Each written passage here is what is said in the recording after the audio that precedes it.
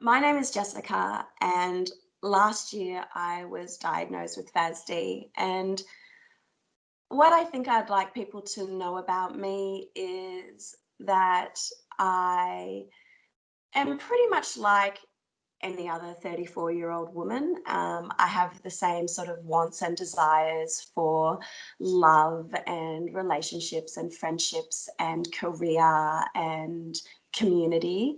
I really enjoy being at the beach. I like being in nature. I'm a bit of a nature lover, and art and design is also high on my list of sort of fun activities that I like to do. And um, kind of just the same as everybody else. The most difficult challenges I think that I faced growing up was definitely going through the school system. I really sort of struggled with every aspect of that. Keeping up with schoolwork, understanding my lessons, staying focused, making friends, being able to socialize with my peers. Those things were pretty difficult. And I think ultimately for me, it was made worse because I really did want to do well. I was someone that was always wanting to work to a high standard and to achieve and to struggle that way. And not really understand why I was finding academia and the social structures difficult was quite upsetting and quite traumatic for me. It was very difficult to manage these challenges that Jessica faced at school. I couldn't understand why she was struggling so much because in her daily interactions with us as a family, she was always so bright and engaged. I just couldn't understand why she struggled so much at school. And because she struggled with independent social interaction, it was explained as anxiety. So I became adept at explaining things three different ways. If there was an occasion for a teachable moment, I took that occasion and constantly reinforced and explained. I would have to say probably the most difficult thing that I've had to learn along the way was my limits. Um, what I can actually tackle in a day, how many tasks I should try to complete, how long my conversations can be, how long I can stay in bright light, just basically how much how much information I can process, how much stimuli I can take in a day without having a completely sort of overwhelming meltdown. Where I can't emotionally regulate anymore, or I'm just bedridden for days. Ultimately, I'm still learning on how to deal with those limitations and to get the best out of my days. And it has needed a lot of acceptance on my part to understand um, what I can do and what I might need help to do, and the order in which I should do things. Individuals with FASD can't readily create structure and routine in their lives. They have difficulty with planning and prioritizing. They have difficulty identifying their strengths and weaknesses.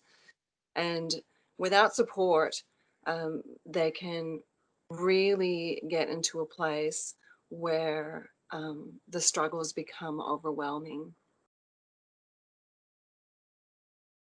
The assessment process for me was long. Um, it felt really arduous and it was adversarial often. It was quite difficult to find health professionals that understood the type of assessment that we needed. And it was very difficult to find professionals that could or would offer recommendations or a course of action.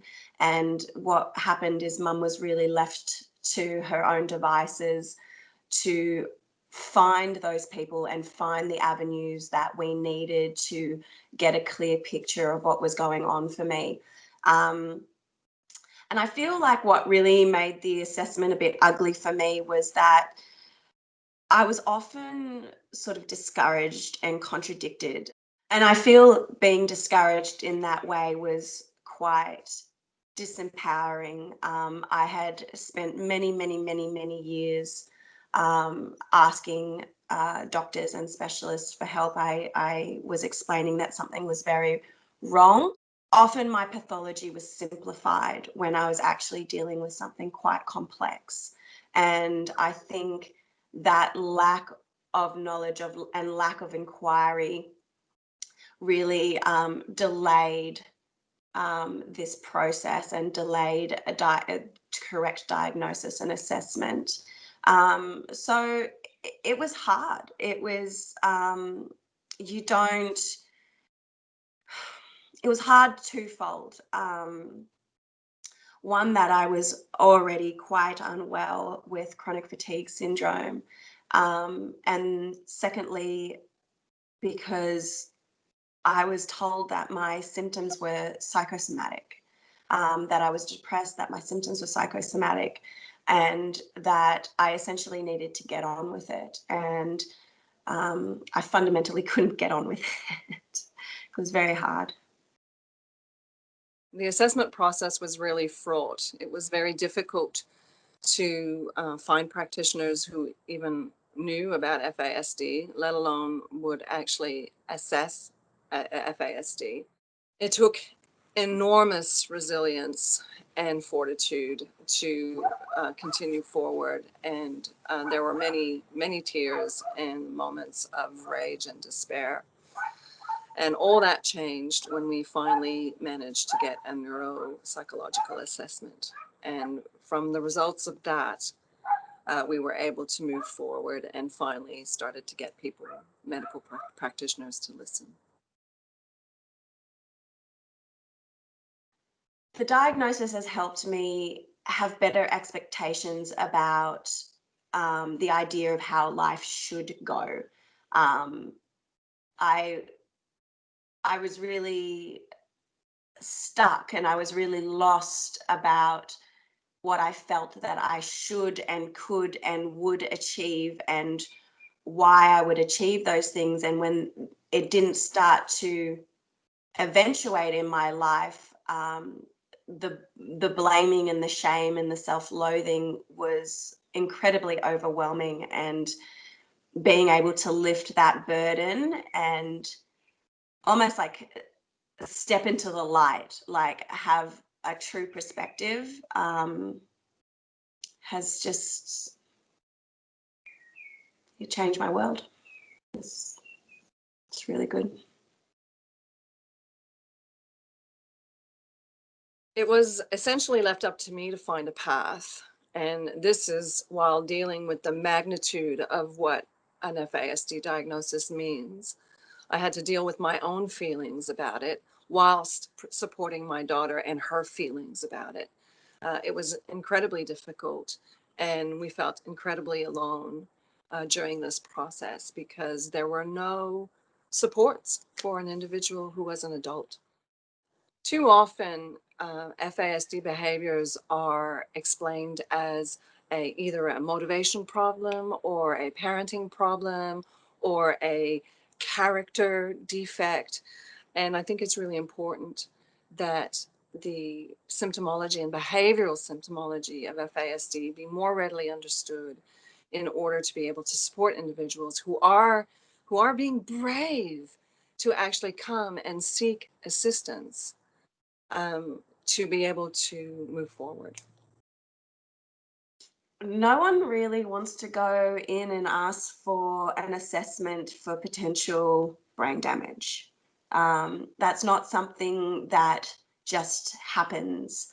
And if someone has come in to ask, it's because there's a reason and that there's a need. And I was often scoffed at requesting the testing that was needed.